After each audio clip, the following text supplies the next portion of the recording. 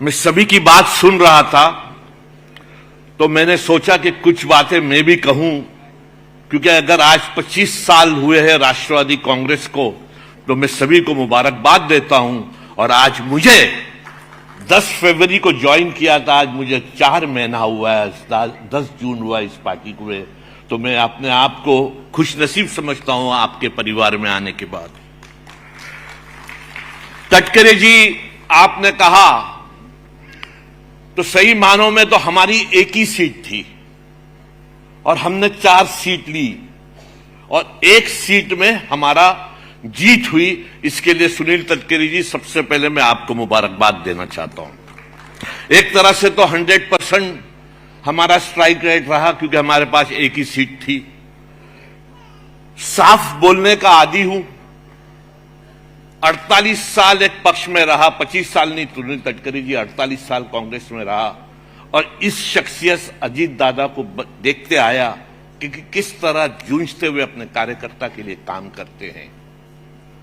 और जब इन्होंने कहा साहू फुले अंबेडकर की सोच हम रखते हैं, तो सही मानों में मैंने सोचा कि कुछ बातें मैं यहां रखूं कि ये जो चुनाव हुआ एक तरह का सुनामी थी।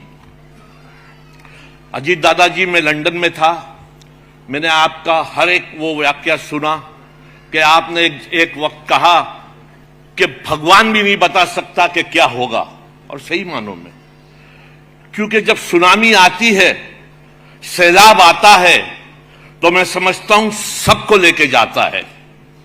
और आज हमको यह विश्लेषण जरूर करना होगा कि हम साहू फुले अंबेडकर की अगर बात करते हैं तो we will have to walk the talk also. आपको बताऊं कि 2 राज्यों में चुनाव हुआ, यही लोकसभा का चुनाव हुआ और दोनों के परिणाम अलग हुए हैं। यह बहुत बड़ी बात मैं बताने जा रहा हूं। एक मिनट सूरज, बहुत बड़ी बात मैं आपको बताने जा रहा हूं। उत्तर प्रदेश में जो कभी सोचा नहीं था, वहां 43 सीट्स इंडिया गठबंधन को मिली और वहीं बिहार में 9 ही सीट मिली।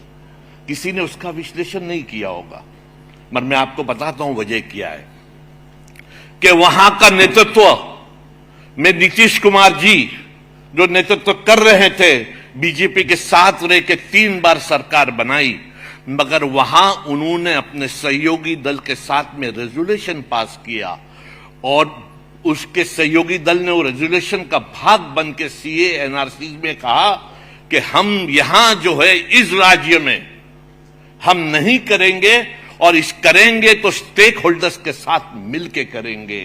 और वहां का नेतृत्व तो था एक अलग दलित समाज का चिराग पासवान जी, उसने एक समाज को जोड़ के रखा और उसी के वजह से वहां सिर्फ 9 सीट आई और 31 सीट एनडीए को मिला।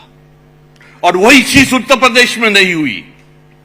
अभी आप देखोगे कि चंद्रबाबू नायडू, वही आंध्र प्रदेश में और चंद्रबाबू नायडू में, कल का अगर Indian express of times of India अगर आप देखोगे तो उसने एनडीए में रहते हुए कहा है कि हम जो हैं, हमारा जो नीति होगी वो एनडीए की नीति होगी।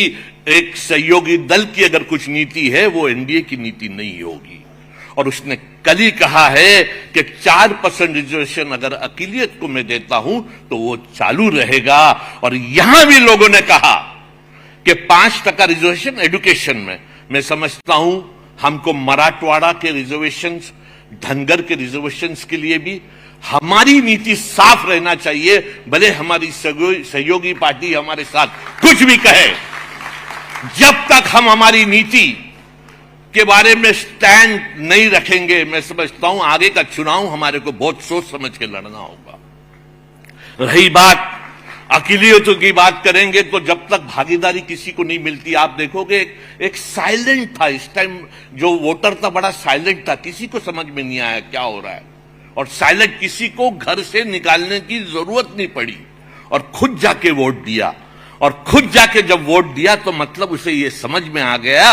और हमारी जो बात थी, दादा मैं समझता हूं जो दुख आपको है ये सभी लोग को है, मगर जिस पे बीतती है वही समझता है क्या होगा। क्योंकि आपने हकीकत में जो 2.5 साल महाविकास आघाड़ी में आपने काम किया था, रात दिन वो, मतलब हम भी जब जाते थे तो आप वो पेन के रहते थे, कांच का आपका था, मगर आपने काम किया था। मैं समझता हूं आपका क्या दुख होगा। मगर हमको आगे जो हमारी नीतियां होगी, आपने माइनॉरिटी का फंड दिया ये 6-8 महीने में, आपने मौलाना आजाद का फंड दिया। आप यहां किसी को भी पूछोगे तो मैं समझता हूं 90% को इसका इल्म नहीं होगा। जंगल में मोर नाचा किसने देखा, सोशल मीडिया का जमाना है दादा, हमको ये सब दिखाना होगा, वही बिकता है जो दिखता है। हर समाज के लिए हमको काम करना होगा। जब तक हम हर समाज के लिए काम नहीं करेंगे, अगर किसी भी एक समाज को अगर हम अलग करेंगे तो मैं समझता हूं वो समाज ने जमहूरियत की यही पहचान है, उसने आज दिखा दिया 2-3 समाज में। मुझे गाविद साहब मिले लंदन में उनकी बेटी के साथ में, उन्होंने मुझे कहा ये पराबाऊ के पहले कि लोगों को ऐसा लग रहा था कि हमारे संविधान का विषय है। मैं प्रफुल्ल जी, अजीत दादा, सुनील तटकरे जी को मुबारकबाद देता हूं कि मैंने कुछ 21 से 22 सभा ली, जहां जहां मुझे बुलाया गया खुद से जाके, और सिर्फ एक ही बुक था मेरे पास और वही बुक मेरी छाती में लगा के घूमता था। मगर मैं नहीं समझता हूं, थोड़ी ये बात जो कर रहा हूं कि मेरी आदत है खुल के बात करने की, हमने इसको नीचे तक पहचाने में नाकामयाब रहे। हमारे लोगों को भी शायद नहीं मालूम होगा कि हमारे मैनिफेस्टो में पहले पेज में हमने संविधान छापा था। क्योंकि संविधान के बारे में लोगों को आज जो मामला आ रहा है, चंद्रबाबू नायडू बात कर रहे हैं, नीतीश कुमार बात कर रहे हैं, यूसीसी का, अगर किसी का भी समाज का होगा, अजीत दादा का समाज का होगा, तटकरे जी का समाज का होगा, बंसोड़े जी का समाज का होगा, मेरे समाज का होगा, जब समाज पे बात आएगी तो हर शख्स बोलेगा। तो मैं समझता हूं कि संविधान में सब, ये बड़ी बातें नहीं करना चाहता हूं, बहुत एजुकेटेड आदमी हूं, सब सेक्शंस में ये सब लिखा है कि ये हो नहीं सकेगा, दुर्भाग्य से ये अब हो नहीं पाएगा। कुछ ऐसे ऐसे लोग एनडीए में हैं। तो मैं चाहूंगा कि अजीत दादा की भी जो साहू फूले अम्बेडकर की जो सोच है, उस सोच के साथ में हर समाज को हिस्सेदारी मिलेगी, तो ही मैं समझता हूं कि we will walk the talk. और यकीनन हमारे आमदार को इसके बारे में अगर किसी को कोई शक नहीं है, सुनील तटकरे जी को देखा हूं मैंने, मेरे साथ मंत्री रहे, काम किए हैं। दिलीप वलसे पाटिल तो हम कॉलेज में रहे हैं, इससे मेरी उम्र का पता चल जाता है। प्रफुल्ल जी हमारे मित्र है। मैं समझता हूं हम खुशनसीब है कि हमारे पास अजीत दादा जैसा नेता है जो साफ कहता है कि अगर करूंगा तो मैं करूंगा, मगर हमारा फर्ज है, हमारा एडमिनिस्ट्रेशन का फर्ज है कि हम वो चीजें अजीत दादा करता है वो नीचे स्तर तक पहुंचाना, ये हमारा फर्ज है। आपने मुझे बोलने का मौका दिया, सम्मान दिया, उसके लिए मैं तहे दिल से आपका शुक्रिया अदा करना चाहता हूं। एक शेर के साथ अपनी बात खत्म करूंगा। न जाने कौन दुआओं में याद रखता है, दादाजी, न जाने कौन दुआओं में याद रखता है, मैं डूबता हूं तो दरिया उछाल देता है।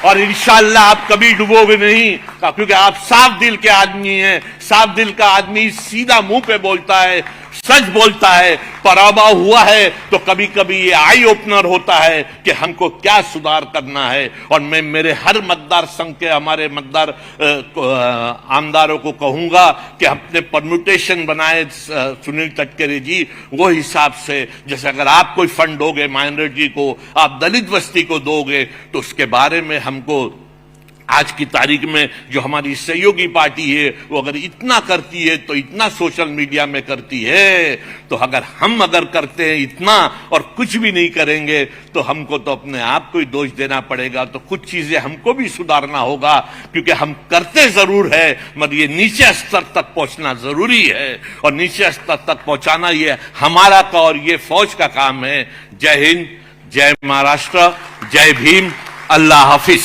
जय राष्ट्रवाद।